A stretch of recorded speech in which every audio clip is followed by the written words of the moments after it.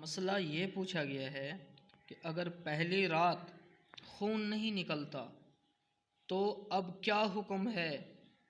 For example, ایک آدمی نے شادی کی ہے اور وہ بیوی سے اس نے ہم بستری کی، پھر اس نے کہا کہ اس کا خون نہیں نکلا، تو اب حضرت ہمیں یہ بتائیے کہ یہ عورت فاحشہ تھی، بدکارہ ہے، یا پیچھے اس کا کسی سے تعلق تھا کہ جس کی وجہ سے خون نہیں نکلا؟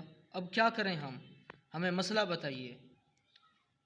تو میرے بھائی، سب سے پہلے اس بات کے اوپر غور کرو کہ یہ خون کا آنا کوئی لازمی بات نہیں ہے کہ خون آئے۔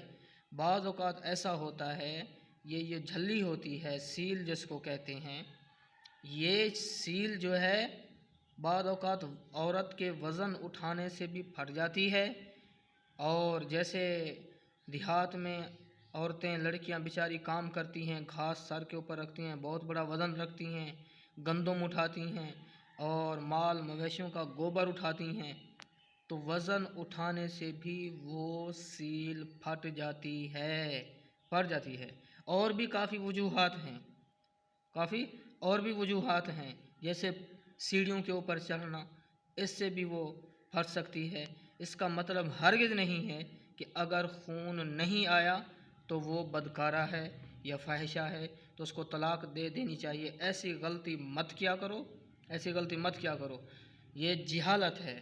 میں تو یہ سوال پوچھنا نہیں چاہیے، لوگ پوچھتے ہیں پھر جواب دینا پڑتا ہے، تو یہ سوال پوچھنا بھی نہیں چاہیے، حیا کے بھی خلاف ہے۔ یہ کوئی یہ جو مسئلہ تم پوچھ رہے ہو، یہ کوئی فرض واجب تھوڑی ہے کہ خون نہیں آیا، کہ خون کا آنا کوئی ضروری ہے، کوئی لازمی ہے۔ جو اللہ نے کام، دیکھو نا، جو ذمے ہمارے لگایا ہے وہ تو ہم کرتے نہیں۔ جو کام اللہ نے ذمے لگایا ہے، اللہ نے اپنے تابعداری کرنے کا حکم کیا، تو وہ کام ہم کر نہیں رہے اور چکروں میں ہم پڑ گئے ہیں۔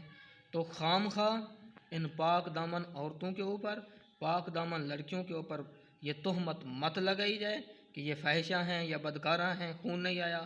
خون کا آنا لازمی نہیں ہے، ضروری نہیں ہے۔ یہ عورت، اس کا مطلب یہ نہیں آیا تو وہ ناپاک عورت ہے، بدکار عورت ہے، ایسا ہرگز نہیں ہے۔